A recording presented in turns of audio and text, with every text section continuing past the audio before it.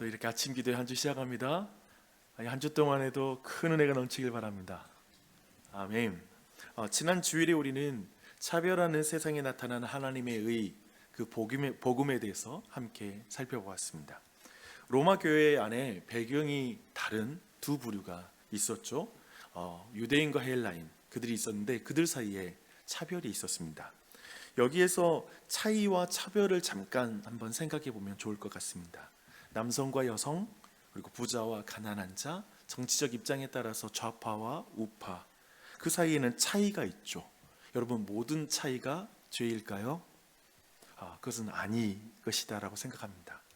그런데 죄인은 있잖아요. 이 차이를 차별로 만드는데 전문가입니다. 왜 그럴까? 왜 사람들은 차이를 차별로 만들까 했을 때 우리는 주일 말씀 가운데 교만 때문에 그렇다라고 말씀을 들었습니다. C.S. 루이스는 교만의 본질은 나보다 위에 있는 것을 참지 못하는 것, 그렇기 때문에 경쟁적이다 라고 이렇게 그 본질을 잘 짚어서 말해주고 있습니다. 그래서 우리는 이런 거예요.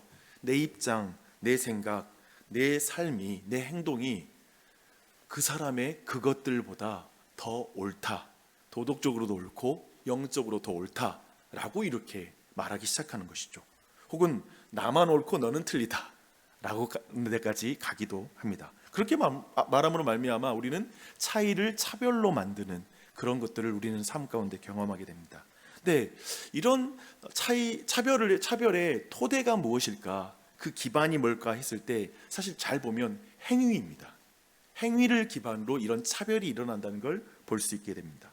로마 교회 안에 있는 유대인들은 오직 그리스도의 행위, 그리스도의 공로를 통해서 구원을 받는다는 것, 생각해보면 그리스도의 공로를 믿었습니다. 하지만 오직이 빠진 것 같아요. 오직이라는 단어가 빠지는 게 굉장히 중요해요. 그러나 그런 의미에서 율법과 순종의 전통이 없는 헬라인 그리스도인과 차별성이 있고 싶은 거예요. 그 마음 가운데. 저희들과 우리가 차이가 있고, 아니 이건 좀 차별적이지 않아? 라는 생각이 드는 거죠. 그래서 그리스도의 복음을 믿음으로만 구원받는다라고 말하면 차별성이 없기에 거기에 자신들의 행위를 더하는 것이죠. 그리고 그 특별히 율법을 가진 것과 율법을 지켜왔던 전통, 그 행함이 우리에게 있었다라는 걸 강조하는 것입니다. 그래서 그런 사다리를 또 만드는 거예요. 종교의 사다리를. 근데 사도 바울은 지난주에 본 것처럼 그 사다리를 걷어차버리죠. 이렇게 말합니다. 유대인이나 헬라인이나 다 죄 아래에 있다. 의인은 없나니 하나도 없다. 20절, 율법의 행위로 그의 앞에 의롭다 하심을 얻을 욕체가 없나니 율법으로는 죄를 깨달음이라 라고 말합니다. 그렇죠? 율법으로 자랑하지 마. 그리고 그 전통으로 자랑하지 마. 오직 예수 그리스도의 행함이야 라고 분명하게 선언합니다. 사도는 나만 옳고 너는 틀리다 라고 말하는 자들에게 아니 모두가 틀리다 하나님 앞에서 라고 말하는 것이죠. 그리고 말합니다. 율법 외에 하나님의 의가 나타났다. 곧 예수를 믿음으로 말미암아 모든 믿는 자에게 미치는 하나님의 의가 나타났다 라고 이렇게 말씀하고 있습니다. 우리는 지난주에 봤죠. 바울은 로마서 전체에 거쳐서 그래서 믿음으로 의롭게 된다라는 이 칭의의 진리를 우리에게 분명하게 말해주고 있습니다.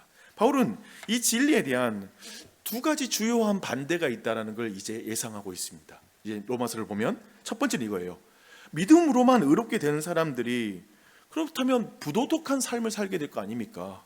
아니 믿음으로만 구원받으면 그냥 대강 살지 않겠어요? 라고 하는 이 질문을 말합니다. 로마서 6장이 바로 이 질문에 대한 대답을 다루고 있습니다. 두 번째도 반대가 있을 걸 예상을 해요.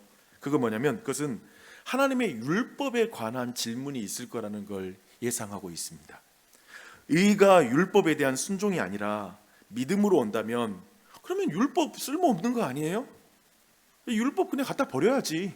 성경책 갖다 버려야지. 예수님을 믿음으로만 구원받는다면 우리가 왜 이렇게 성경을 봐야 돼? 버려야지 라고 말하는 것이죠. 유대 배경 그리스도인들은 사실 이게 감정이 섞인 질문 아니었겠어요? 그럼 율법은 뭐예요? 라는 것은 감정도 섞였겠지만 한편은 잘 생각해보면 깊은 신학적인 질문이 있습니다. 오늘날에도 사실 이 질문을 하셔야 됩니다. 생각해 보십시오.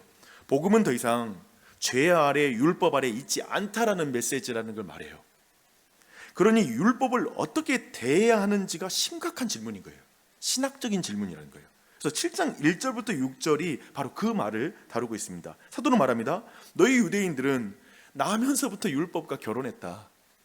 그런데 이제 그리스도의 죽음으로 너희는 그리스도와 결혼했다.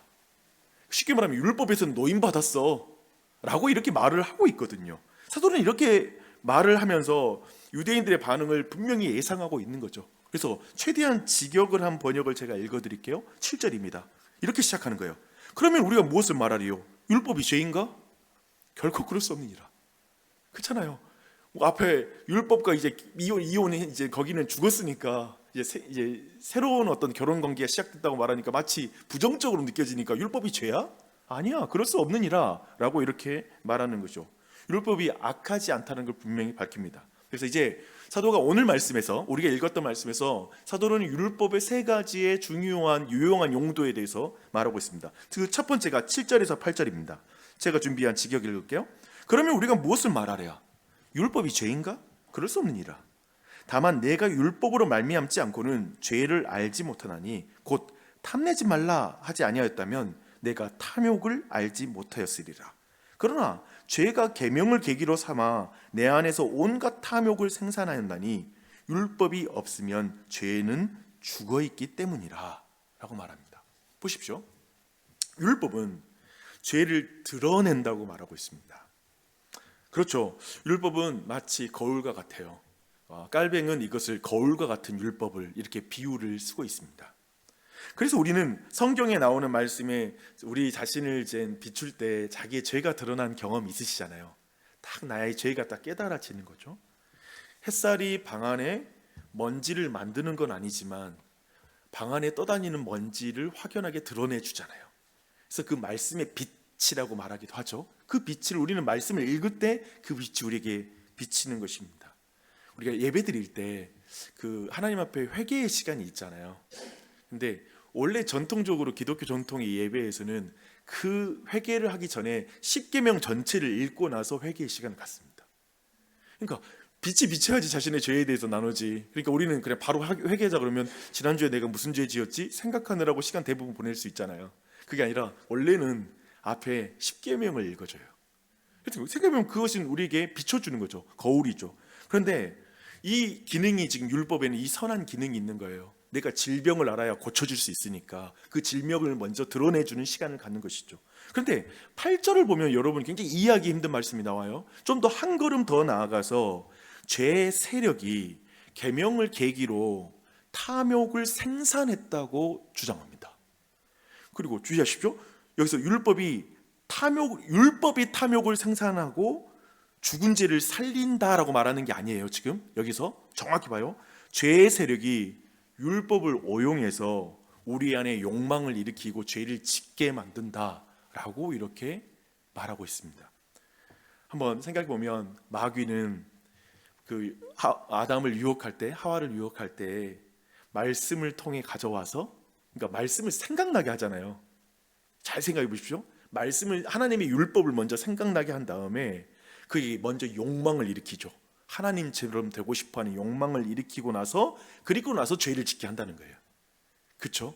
그러면서 이 부분을 하는 건 마귀가 하는 짓이죠. 죄가 우리 안에 그 율법을 통해서, 그러니까 우리 안에 그런 마음이 있는 거예요. 때로는 율법을 알아, 또 율법을 알아가게 하면서 도리어 죄를 짓고 싶은 욕망이 내 안에 일어나는 거예요. 거기까지 간다라는 것을 특별히 오늘 성경은 또한 지적하고 있습니다. 아무튼 이 부분, 첫 번째 율법의 첫 번째 용도에 대한 7절 8절의 말씀, 죄를 드러나게 한다라는 부분이에요. 근데 두 번째 유용한 용도를 보겠습니다. 9절부터 11절입니다. 자, 읽겠습니다. 내가 한때는 율법 없이 살아 있었다고 여겼으나 계명의 이름에 죄가 살아나고 나는 죽어도다. 생명에 이르게 하려고 주어진 그 계명이 도리어 내게 사망에 이르게 하는 것으로 드러났나니 죄가 계명을 계기로 삼아 나를 속이고 그것으로 나를 죽였습니다 라고 말합니다. 율법은 정죄와 죽음을 드러냅니다. 우리는 율법의 그 기능을 알아야 돼요. 율법을 어긴 자신을 볼 때 쉽게 말하면 내가 죽었구나 싶은 거예요. 비참한 형편을 알게 되는 것입니다. 10절에서 생명에 이르게 하려던 계명이 사망으로 드러났다라는 말은 뭐냐면, 원래 율법의 원래 의도는 뭐예요? 율법, 원래 하나님께서 선악과를 따먹지 마라고 말하는 이 말씀을 준 그 본래의 의도는 내게 순종함으로 생명에 이르러야 해 라는 게 그게 의도거든요. 생명에 이르게 하는 게 율법의 원래의 의도예요. 근데 죄로 인해서 왜곡되어서 인간에게 죽음의 실상을 나타내는 결과가 되었을 뿐이라는 거예요. 이제 율법이 죄인들에게는 자신이 내가 죽을 수밖에 없구나, 생명에 이르지 못하는 죄인이구나라는 사실을 깨닫게 할 뿐이라는 거예요. 이게 율법이 잘못돼서 그렇습니까? 아니, 죄로 말미암아 우리는 결국 죄인으로 말미암아 율법이 그렇게 우리에게 다른 의미로 와닿게 되었다라는 것이죠. 이때 율법의 역할은 정죄를 위한 것이 아니라 복음의 필요를 일깨우기 위함입니다. 이걸 주목해야 됩니다. 그래서 깔뱅은 사실상 이렇게 우리가 죄의 죽음까지로 드러내는 이 율법의 기능을 생각해 볼 때, 우리의 율법은 우리의 무력함을 깨닫게 하여 우리가 그리스도의 은혜를 열망하도록 자극한다. 죽게 됐으니까 예수님만 내 소망이다라고 생각하고 그분을 붙잡게 만드는 기능을 한다라고 이렇게 말하고 있는 것이죠. 지금 두 번째 기능 봤습니다. 이제 세 번째, 마지막입니다. 세 번째 유용성은 12절과 13절이에요. 한번 이 말씀 읽어드릴게요. 그러므로 율법은 거룩하고 그 계명도 거룩하며 의롭고 선하다. 그런즉 선한 것이 나에게 사망이 되었는가? 결코 그럴 수 없느니라. 오히려 죄가 죄로 드러나기 위해 그 선한 것을 통하여 내게 사망을 만들어냈으니 이는 계명으로 말미암아 죄가 지극히 되기 위함이라. 잘 보십시오. 계명으로 말미암아 죄가 지극히 죄되게 만드는 것. 율법은 하나님의 성품을 계시하는 것이기 때문에 우리의 죄가 얼마나 더 큰지를 분명하게 볼 수 있도록 하는 기능을 가지고 있다는 것입니다. 여러분, 이 말씀 앞에 이제 좀 적용적인 말씀을 나누면 좋을 것 같습니다. 율법은 죄를 만드는 것이 아니라 드러내는 거울이다. 여러 가지 우리 말씀을 들었는데요. 한번 세 가지 정도의 적용을 한번 여러분과 나누고 싶습니다. 그런데 그 전에 한 가지만 좀 제가 좀 생각하는 거 나누면 좋을 것 같은데, 방금 말했던 율법이 우리의 죄가 지극히 죄가 되게 하는 것으로서의 이 부분이, 여러분 잘 생각해 보세요. 교회 다니면서 좋은 게 뭐예요? 교회에 오면 자유한다는 말을 들었거든요. 근데 교회에 와서 우리가 경험하는 거 뭐냐면, 교회에 와서 도리어 수없이 죄책감을 느끼는 사람이 굉장히 많아지고 있다는 걸 더 느끼지 않으십니까? 기도 안 했어, 말씀 보지 않았네. 그러니까 주변에 그냥 불신자들이 볼 때에도 참 넌 불행해 보인다, 예수 믿는데 왜 그렇게 좀 행복하지 않아 보여? 라는 말을 듣게 될 때도 있는 거예요. 넌 왜 이렇게 어두워? 그러니까 온갖 자유를 위해 들어왔던 신앙생활 안에 교회 생활하고 여러 가지 여러분 생각해 보세요. 굉장히 많은 것 가운데 우리 자신이 거기 안에 더 많이 묶이는 것을 보게 됩니다.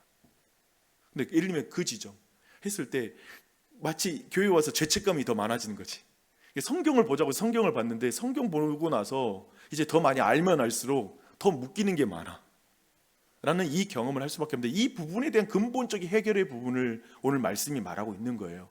근데 그 지점을 한번 보기 원할게요. 첫 번째 우리 안에 본 거 뭐냐면, 적용하고 싶은 건 율법 안에서 정직하게 자신을 여러분 비추십시오. 우리는 종종 말씀을 통해서 다른 사람을 판단하려고 하지만 율법은 남을 비추는 거울이 아니라 자신을 비추는 거울인 걸 늘 잊지 마십시오. 그 거울 앞에서 특별히 변명하지도 말고 도망치지 마십시오. 정직하게 나의 교만과 탐욕을 인정하십시오. 그때 복음의 문이 열립니다. 죄가 심히 죄가 될 때 복음의 문이 열립니다. 여러분, 이 사실을 기억하세요. 제가 봤던 게 뭐냐면, 이 부분을 사실상 교회 안에 들어왔으나 왜 이것까지 죄라고 그래요? 예를 들면 왜 이것도 죄예요? 그러니까 죄가 드러나는 것에 대한 불쾌감을 가진 사람은 굉장히 많습니다. 죄가 죄되는 것에 대해서 너무나 화를 내는 사람도 심지어 교회 안에 존재할 수 있습니다. 제가 보는 건 뭐냐면, 그저 복음이 매우 감상적이고 단순하게 그냥 나를 자유케 했다라는 이런 개념의 복음으로만 들어오기 때문에 근본적으로 거기서 길을 잃어버립니다. 그리고 자기는 생각할 때는 복음은 이게 아니라는 거지. 그냥 우리의 죄를 드러내는 것, 누구를 죄인이라고 말하는 것, 이렇게 말하는 건 전혀 성경적이지 않다고 생각한다는 거죠. 아니요. 지금 바울의 복음은 그게 아닌 거예요. 죄가 죄되게 하는 것이죠. 그때 그냥 인정하는 게 중요한 것 같아요. 도리어 막 그 앞에서 마을 모임 가보세요. 성경 해석도 바꿔버리고 싶어 하는 사람들이 있어요. 나는 이렇게 이해 안 해요. 저는 이렇게 성경 보는 거 싫어해요. 이렇게 그냥 말하는 사람, 그냥 드러내는 사람도 있어요. 주의해야 돼요. 도리어 죄가 죄되는 게 왜 싫어? 예수님이 계시는데? 도대체 왜 나를 고칠 수 있는 예수님이 있는데 왜 내 죄가 드러난 게 그렇게 자존심 상해? 한번 고민해 봐야죠. 이 지점인 거예요. 그걸 인정하는 거예요. 그걸 받아들여야 됩니다. 두 번째 적용입니다. 율법을 정죄의 칼이 아니라 복음의 통로로 보십시오.